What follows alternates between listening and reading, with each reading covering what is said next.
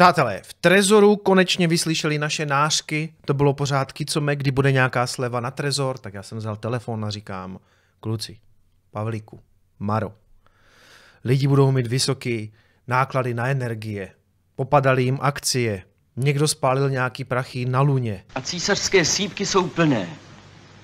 Dejte je otevřít. Langu, šel jsem. Co je to za sýpky?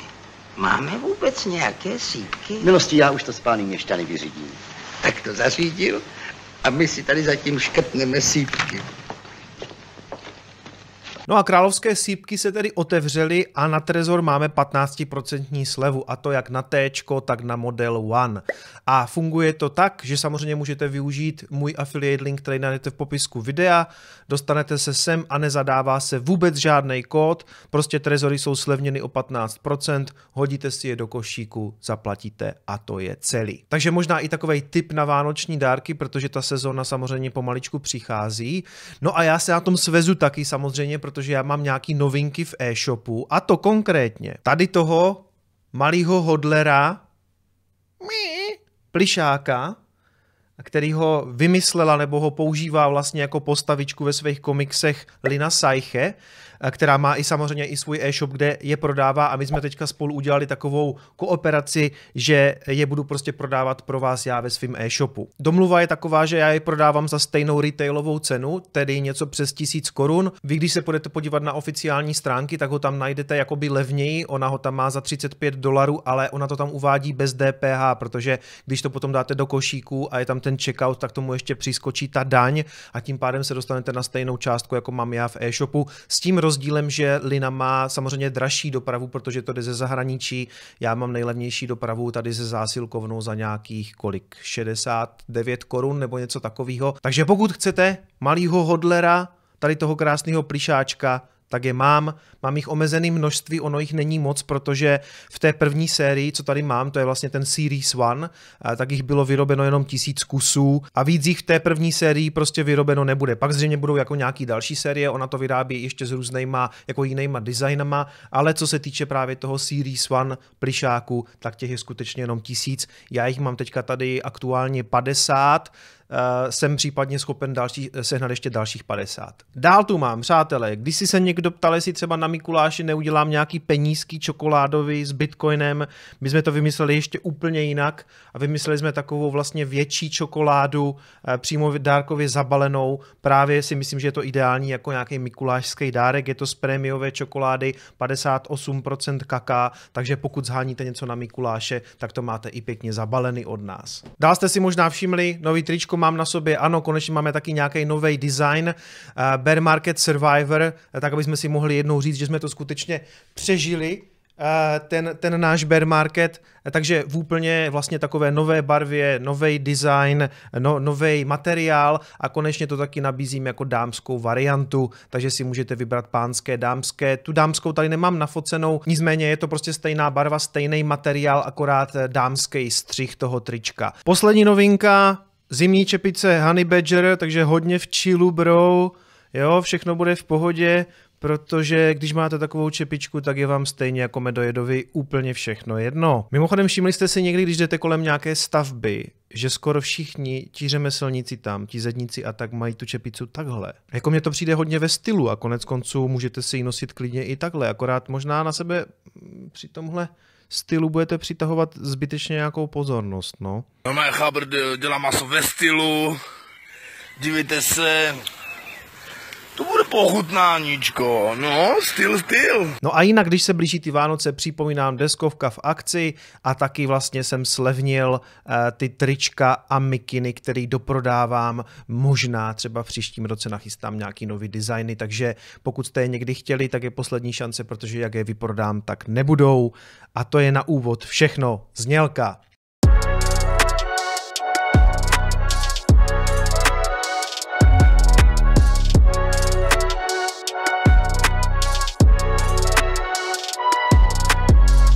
Ale v pondělí jdu do barbershopu, takže už to mám fakt hrozný, jo. Tak má jako zvažuju, že to dneska natočím v čepici. Takhle, nebo možná takhle je to jako víc v chillu, že jo. Jakože fakt jako hodně jako vyčílený je to. Je to tak? Yo, what's up? Yo, Mr. White. Yo, science. Science, bitch. Zdarec, přátelé, já vás zdravím u dalšího Coinespressa a potom poměrně komerčním začátku vás vítám u nějakého reálného obsahu, i když to ještě uvidíme samozřejmě. Přátelé, na grafu nic extra novýho, samozřejmě se pořád motáme kolem těch 20 000, ale přece jenom jednu věc bych tady chtěl vyzdvihnout, nebo co mně přijde v poslední době docela zajímavý je, že nám padají takový ty klasický techy, do kterých taky spousta lidí investovala, jako je třeba Facebook, respektive Meta, Google taky nezahlásil úplně nejlepší výsledky a včera, pokud vím, padl Amazon. A co je na tom dobrý, my se můžeme tak jako trošku konejšit tím, že sice jsme jako v riskantním Bitcoinu, co nám spousta lidí říkala, že prostě jako je volatilní a že se máme soustředit spíš na nějaký reálný biznesy. Nicméně pokud vím, tak aktuálně zrovna Meta je na tom ještě hůř než Bitcoin. Jo? Já si to tady zkusím najít, tu Metu. A ta Meta, mám to tady změřený, že je vlastně nějakých minus 73%. Včera, myslím, skončila ještě hůř. Se to propadlo možná ještě níž, já to přeměřím. Meta 97 zavírala, takže nějakých jako 75% od all time high. A pokud vím, tak Bitcoin je nějakých teďka třeba minus 69 nebo něco takového. 70 necelých. Takže aktuálně velká americká společnost se zavedenou user base prostě je na tom hůř než ten zlej, volatilní, riskantní asset Bitcoin. Google taky popadaný, Amazon taky popadaný, Apple taky má samozřejmě nějaký ztráty, když mám takový pocit, že Apple má hlásit výsledky, nebo že hlásil. Jak je na tom ten Apple od all time high? Minus 20%, ten se fakt jako drží, ten je na tom jako poměrně dobře. Já teď si fakt nejsem jistý, jestli ty výsledky mají být dneska.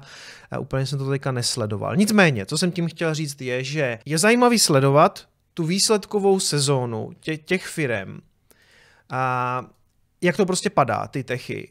A Bitcoin přece jenom, když už nic, tak nějaký jako 4,5 měsíce se prostě drží kolem tady toho snad dna. Nemusí to být dno, nicméně těch 20 000 tam drží už fakt dlouho. Já přiznávám, že každý ten dotek na těch 19 nebo 18 je takovej nepříjemný v tom smyslu, že se můžeme bát, jestli se to nepropadne níž, což samozřejmě může, ale co mě jako nabíjí tím optimismem je ten případnej decoupling. Bylo by to dobrý, kdybychom to viděli. Bylo by to skvělý.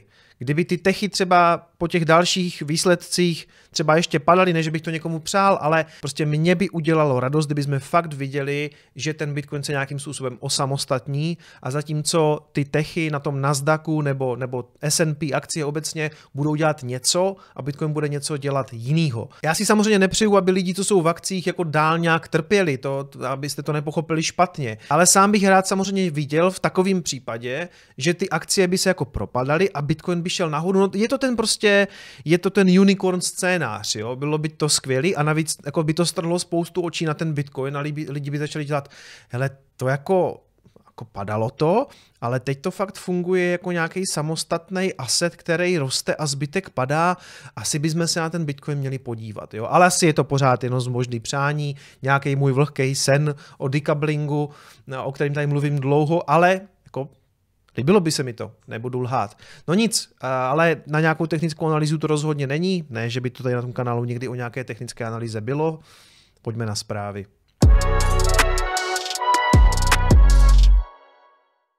The reality is this year, the progress in Bitcoin and Lightning has been staggering. This is an accelerator focused exclusively on Lightning. We call this thing in wolf's clothing, or wolf. Wolf už je na cestě.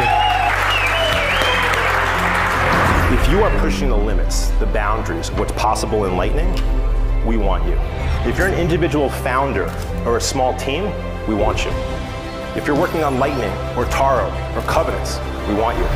I want to attract the literal best entrepreneurs. We're paying for transportation and lodging from anywhere in the world. Our Lightning Accelerator is 25,000 incredible square feet up in the sky. It will be the most inspirational place to work imaginable. Let's work tirelessly to make finance decentralized. Because every once in a while, a technology breakthrough comes along and changes everything. Pěkný, no, pěkný. Vysvětlím, hned vám to vysvětlím. Nemáš vůbec žádný problém, vole. No všechno se postará. Hoďte se všichni pěkně do klidu. A počkejte na Wolfa, který už je na cestě. Ty sem posíláš Wolfa? Je ti líp, ty zmrde? Kurva, nekře, proč to neřek hned? Tak, o co tady jde? O čem je tady ta první zpráva? Ten týpek, co tam mluvil, se jmenuje Ross Stevens, možná jste ho na tomhletom kanále už viděli. Je to zakladatel a takový jako duchovní otec vlastně NYDIGu, což je taková brána pro institucionální investory, kteří chtějí vstoupit do Bitcoinu. Zároveň ta mateřská společnost se vlastně jmenuje Storage Holdings, takže taky zase jako nějaká finanční skupina. Prostě docela velký zvíře je ten Ross Stevens.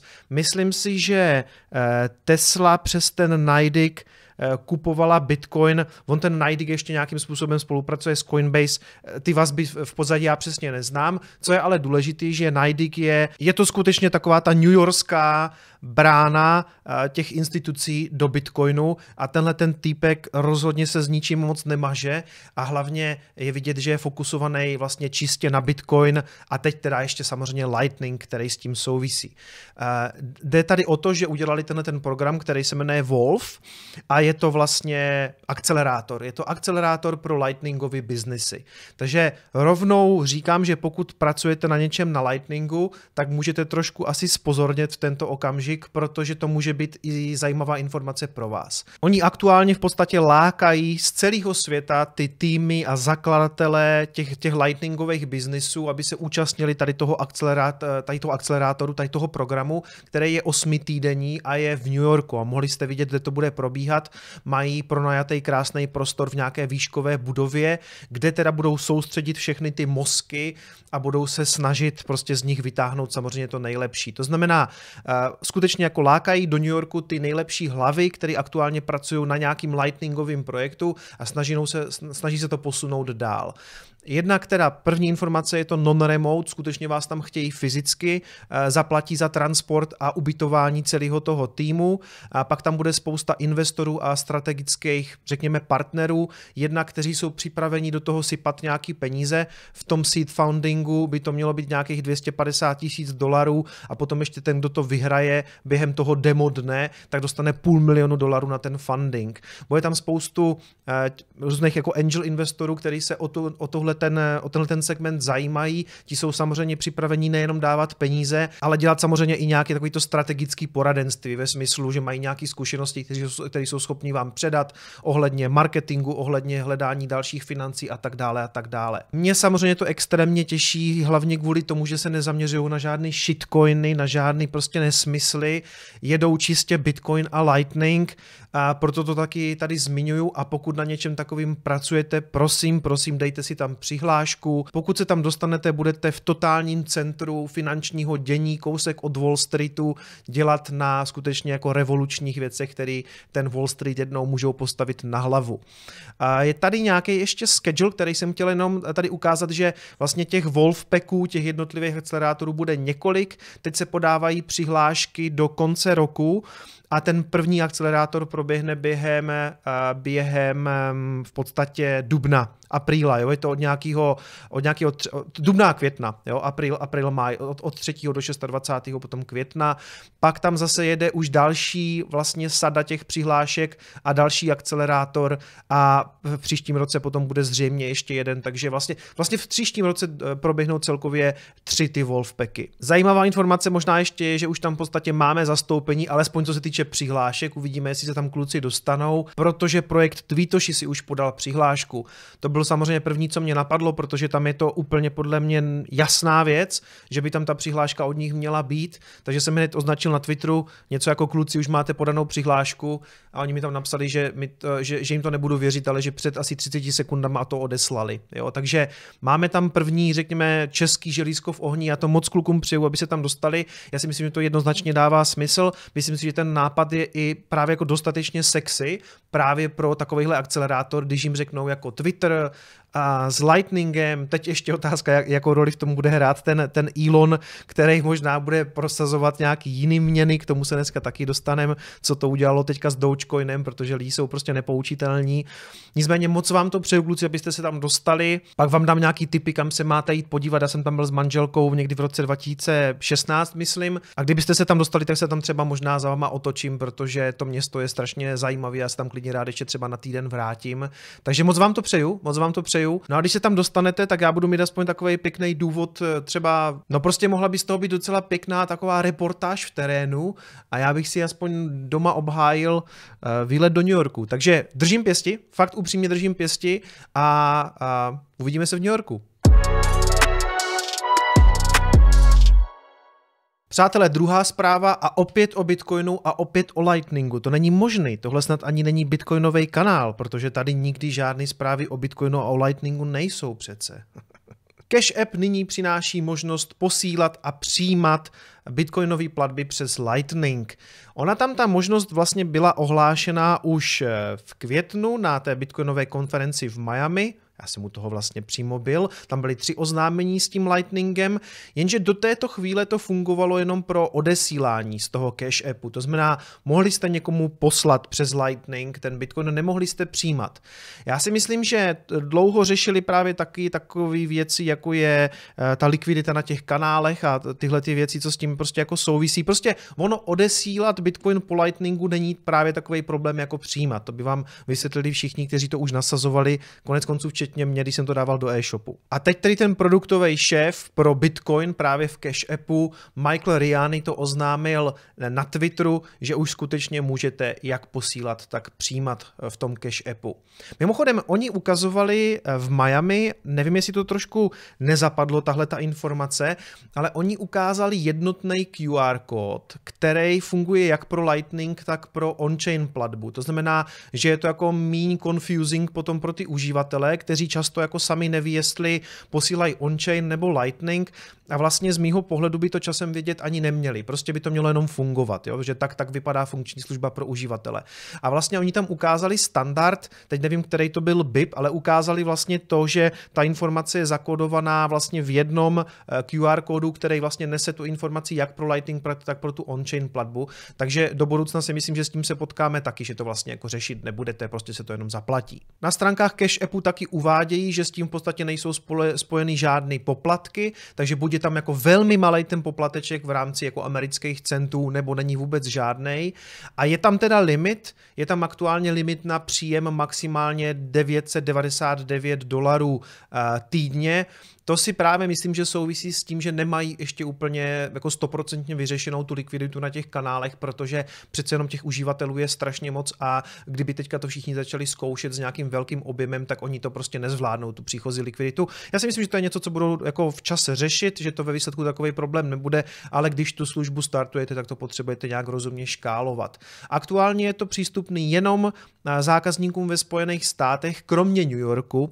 To je vtipný, jo? Že ten New York je vlastně takový jako finanční hub, ale co se týče kryptoměn, tam jsou pořád nějaký specifické požadavky, tam je taková ta New York license, jak se tomu říká, tak ta bit license, jo? Takže tam nefungují ani některý jako nemůžete si třeba přidat úplně všechny altcoiny do svých platform, protože na to potřebujete ty licence a tak dále.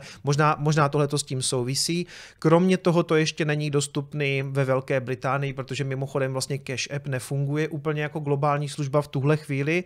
Já si myslím, že oni mají ambici být jako globální, ale aktuálně vlastně obsluhují Spojené státy a Spojené království, Velkou Británii. Aktuálně teda ten Lightning funguje jenom pro Spojené státy mimo ten New York. Zase si myslím, že to souvisí s tím škálováním té služby, že to prostě budou dělat postupně. Možná někteří jste o Cash Appu ještě neslyšeli, je to v podstatě něco ve stylu nějakého PayPalu nebo Revolutu, který vlastně jako Cash App aktuálně v Evropě není, proto my to tady jako moc neznáme. Nicméně v Americe je to hodně používaná služba služba, která vlastně jako ve Spojených státech a v tom Spojeném království obsluhuje 44 milionů lidí, takže to určitě není málo, když si vezmete, jak velká je populace ve Spojených státech, je to kolik nějakých jako 300 milionů lidí a plus tomu teda přičtěte Spojené království, to je myslím nějakých 80 milionů, tak z toho 44 milionů jako velký díl té populace, která vlastně dneska má přístup tím pádem k Bitcoinu a po dnešku teda i k Lightningu. Připomínám, že za Cash Appem stojí Jack Dorsey, bývalý šéf Twitteru. On už tam nějakou dobu nepůsobí, teďka tam začne působit někdo úplně jiný a to uvidíme, jaký pro nás bude. Každopádně Jack Dorsey v podstatě odcházel z Twitteru s tím, nebo několikrát se zmínil, že vlastně chce pracovat na Bitcoinu, že to je podle něho jako velká věc a říkal, že Lightning je prostě, nebo že to bude game changer, to si myslím taky. Nastupuje to teďka poměrně, bych řekl, že se to zrychlilo to tempo, že napřed byl hodně Lightning takové, jako nevíme, jestli to bude fungovat. V roce 18 se o tom ještě vedly debaty, jestli to vůbec bude úspěšný. Dneska bych řekl, že minimálně na těch bitcoinových akcích je to úspěšný extrémně, lidi to rádi používají. Stále to ještě není úplně vychytaný, sám přiznávám, že prostě sem tam se mi taky ještě někde stane, že nějaká platbička jako neprojde. Já pořád si trvám na tom, že to je pořád ještě trošku beta, to rozhodně není hotový produkt, ale vidíte, jak se do toho šlape. Jo, Ross Stevens prostě na to dělá v New Yorku akcelerátor, je ochoten zaplatit týmům z celého světa, aby přiletěli a bušili tam do toho. Dorsey to přidává do Cash Appu. Mám pocit teďka, že vlastně to ohlásil v tom Miami i Robinhood. Je to tak, že Robinhood přidá vlastně lightningové platby, takže tohle je něco, co roste a samozřejmě ten Lightning zabíjí nějaký takový ty use casey pro spoustu kryptoměn. Těch altcoinů, tím myslím, kteří říkají, hele, Bitcoin je pomalej, nepoužitelný na platby, my jsme Solana, Aptos, umíme 150 000 transakcí za sekundu, hoši, běžte se vycpat, na to my máme Lightning, na to vás nepotřebujeme. No a místo klasické třetí zprávy, tady tentokrát mám takovej spíš výběr takových malých zajímavostí, protože ono se toho zase tolik neudálo, ale jsou tady takové jako menší zprávy, ze kterých já teda udělám takovej výběr. Je to trošku takovej malej kryptobizárek trošku, ale nebylo to podle mě zase tak nosný, abych to rozdělil a dělal kvůli tomu kryptobizár, protože jako na kryptobizár mám poměrně zajímavý téma, na ten další kryptobizár, ale bude chvilku ještě trvat, než si na to udělám nějaký research, protože se na to potřebuji podívat trošku víc do hloubky, ale mohl by to být potom zajímavý díl. Ale teďka pojďme teda tady k tomu přehledu tady těch pikošek, to je takový pěkný slovenský slovo, takže pojďme se podívat tady na ty kryptopikošky. Jo. Tak za prvé, Dogecoin opět vyletěl o nějakých 17%, potom, co se uzavřel skutečně ten Muskův Twitter deal, jestli jste viděli, tak on tam, včera to myslím bylo, tam přinesl umyvadlo, na tu recepci, jakože let that sink in, ano, forek, který rád používám taky, takže ano, vypadá to, že ten deal je skutečně uzavřený a novým šéfem Twitteru, nebo v podstatě majitelem Twitteru je Elon Musk. Mimochodem zajímavá informace i pro nás v tom kryptosvětě je, že částečně se na té akvizici jako investor podílí Binance, jo? Takže vlastně do jisté míry teď Binance může mít nějaký vliv na Twitter. To uvidíme. Na co to určitě vliv asi mělo, je, že zase vyskočil Dogecoin asi o nějakých 17%, za poslední 2 dny už je to 30%.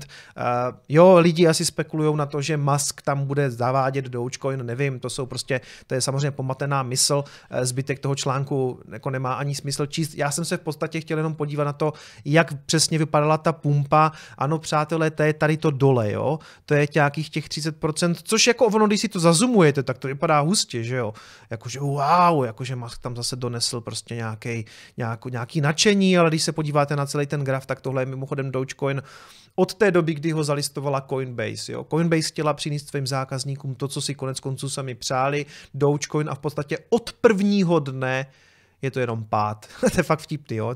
To je fakt, tohle je zalistování na Coinbase, knot nahoru jak prase, pád a od té doby prostě jenom bekot, brečení, hrůza. Jo. Takže jo, 30% kvůli Muskovi teďka, ale z nějakého celkového kontextu, ty vole, WTF. Další taková malá pikoška, že Apple upřesnil, jak se staví k NFTčkům, zavedl nový pravidlo v App Storeu, že můžete mít sice teda NFTčka v té aplikaci, nicméně nemůžete s nima odemíkat žádný další content, jo, takže To, co se často jako říká, že jako ty NFTčka, že třeba to může udělat, že si to koupíte a pak vám to umožní dostat se někam jako dál, odemčit si nějaký featurey, tak Apple to tady zarazil a řekl, ne, prostě pokud chcete otvírat nějaký další content v apce, tak to musí jít přes nás a my si z toho samozřejmě vezmeme 30%.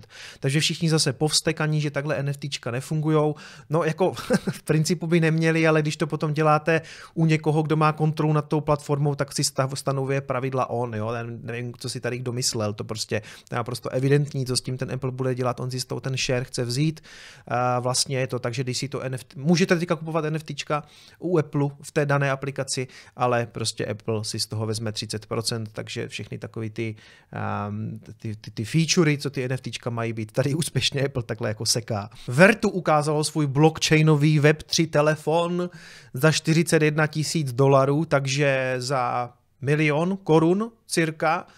A ten Web3 focused telefon je skvělej v tom, že na něm můžete provozovat vlastní uzel, nevím teda na kterou službu, nebo na který blockchain, zřejmě asi na Solanu, nebo něco takhle jako víceméně nepotřebného, plus je schopen rovnou dělat z fotek a videí NFTčka.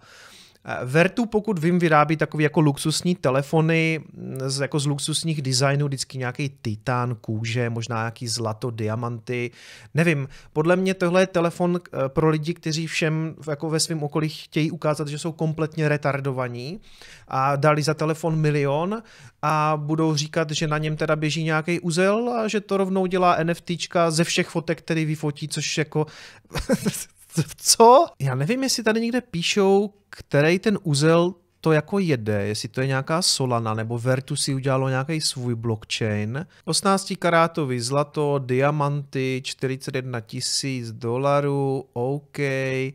Ale který uzel na tom je? Uzel čeho? Na tom přece nemůže třeba jako uzel Etherea. Jako to není jako, to nerozjedete na telefonu, že jo? No takže oni to tady snad nepíšou. No, tak to je vtipný. No, každopádně, pokud chcete Web3 telefon za $1 000 000, kupte si Vertu, budete na tom mít všechny nepotřebné služby. To už jsme viděli, já už jsem viděl blockchainový telefony, to vždycky přijde, odejde prostě, ale jako za $1 000 000 dobrý. Tady další takovej krásný návrat do minulosti, zase jsem se zasnil, jaký to bylo v roce 17 a 18, když tady ti autoři té aplikace Teleport vyrejzovali $9 milionů na to, $9 milionů samozřejmě, na decentralizovaný Uber, jo. Já se fakt vracím do minulosti, že to jsem samozřejmě už taky viděl, protože Uber je hrozně zlej, to je centralizovaná společnost, my to musíme dělat decentralizovaně, jak kdyby to šlo, to je samozřejmě nesmysl, jo. Takže ano, někdo chce dělat nějakého jako kdyby rivala Uberu na Solaně, narejzoval na to $9 milionů. Hele, ještě potřeba si jako kdyby uvědomit, jak ten race funguje. Někdy je to totiž tak, že ti lidi jako získají peníze, ten investor v tom má ty tokeny a v okamžiku, kdy se ty tokeny dropnou na ten trh, tak ten investor může vydělat úplně v pohodě, protože si to nakupuje ten hloupej retail, bohužel jako nebo hloupej, no tak ten nepoučený, protože my už jsme to všechno viděli, to je ten nesmysl. U toho Uberu stejně zase musí být třeba tam ta centralizovaná společnost dává smysl, protože vy musíte provozovat třeba support, jako okrade vás ten toxikář. Ten taxikář je nějaký průser, zavoláte na support, ať vám vrátí peníze. To prostě má smysl. Nemusí být všechno decentralizovaný. Jo? Kde jste na tom byli? To je naprosto v pořádku, že existují nějaký biznisy, které něco provozují a ty za to zodpovídají. Jak bude přesně fungovat podpora na decentralizované aplikaci? Jo? Prostě nedává to smysl. To jsme tady viděli rok 17-18, mluvil jsem o tom na přednášce na Chaincampu, zase někdo je schopen narejzovat, a to ještě ani není tak moc peněz, těch $9 milionů, jo? To se jako vybírá víc peněz na takový kraviny.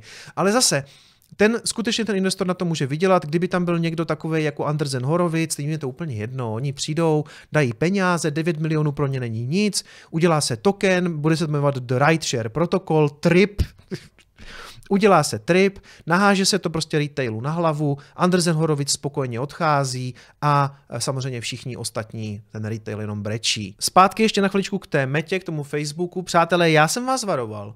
Já jsem vás varoval v tom kryptobizáru, že to nebude dobrý. Skutečně se to vlastně ještě dalo shortovat, i když já to nechytnu, už je to fakt jako hodně nízko a to je vždycky jako hodně nebezpečný, takže já se do toho nepouštím. Facebook samozřejmě může jako dál padat, ale pokud třeba teďka přijde nějaký zázračný pivot od Fedu, tak ty techy klidně pojedou zase nahoru. Nicméně po těch výsledcích oni skutečně vykázali poměrně velké ztráty, ten trh to minimálně dost jako vystrašilo, celá ta divize toho metaverzu hlásí ztráty asi 3,5 miliardy amerických dolarů, i když to se dá taky v celku čekat, protože to je prostě R&D, jo, to je research and development, to bude pálit peníze. To je v celku logický. Jako z čeho já mám dlouhodobě strach, že to jsou úplně spáleny peníze a že nikdy nezačnou vlastně generovat žádný profit, ale můžu se mýlit, co já vím, jo. Nicméně ten trh to teďka hodně vidí jako podobně jako já, ale to je samozřejmě taky daný celkově tím špatným sentimentem na tom trhu. Ono pak můžou přijít nějaký zajímavý zprávy o tom, že třeba se dobře daří těm Questům, že se to prodává.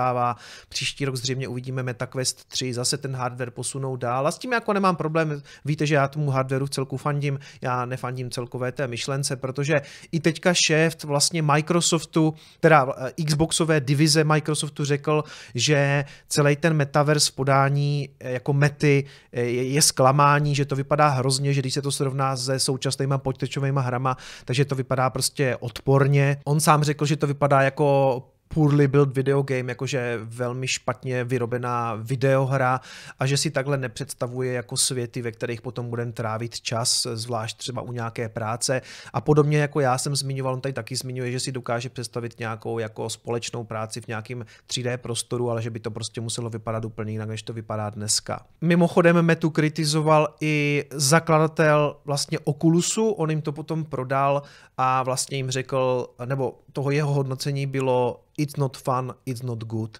A to vlastně adresoval tomu projektu Horizon, což já si myslím, že je úplně největší průser a řekl teda, že to není sranda a není to dobrý. Já si to myslím taky. Prostě to není zábavný v tom trávit ten čas. Zábavný je to v těch hrách a to je podle mě ta budoucnost VR, možná společná práce, ale ne Horizon, kde i když budeme mít nohy, tak pořád není jako žádný důvod tam trávit nějaký čas. Přátelé, poslední věc, co chci zmínit, chystá se akce Non-Fungible Castle opět a já jsem opět nedostal pozvánku. Hele, mě asi na tyhle ty akce nikdo zvat nebude, že? Že bych se šel podívat do zámku, kde visí monitory, na kterých jsou zobrazeny JPEGy. Nepřijde vám to trošku bizarní, jako že se tomu fakt jednou někdo do budoucna bude smát? Že se bude možná smát těm lidem, jak chodili jako po nějakým vlastně jako fancy prostoru a tam visely monitory a na těch monitorech byly JPEGy. Nepřijde vám to trošku, že je to fakt jako trošku bizár? Čili já jsem samozřejmě pozvánku nedostal a asi bych tam samozřejmě ani nešel, co já bych tam dělal a že bych si to sám koupil za 750 € do toho Lobkovicového zámku. Nevím, no, takže možná, jestli chcete, není to žádná placená propagace, pane bože, ne. Mě to jenom jako, mě to zaujalo, že ta vstupenka na ten castle, na ten non-fungible castle je za 750 €. Jo, takže za mě takhle. Vy samozřejmě raději vezměte svých 750 € a můžete je utratit třeba u mě v e-shopu nebo za nějaký trezor. Mějte se hezky a uvidíme se příští týden. Čau!